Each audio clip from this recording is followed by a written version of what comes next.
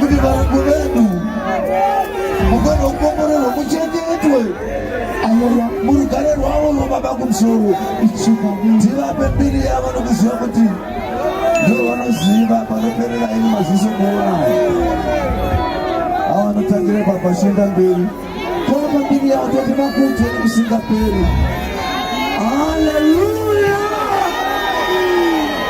Vatichengete nesu tizichengete kana tobva muna ino nzvimbo toenda kwatinowanza mitezo yedu tofamba sekuya kwataita tigosvika murugare rwavo tione mhuri dzedu.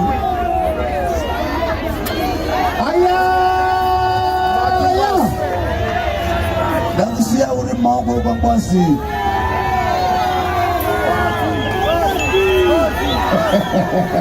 ndinodongaundinaye kwake isusu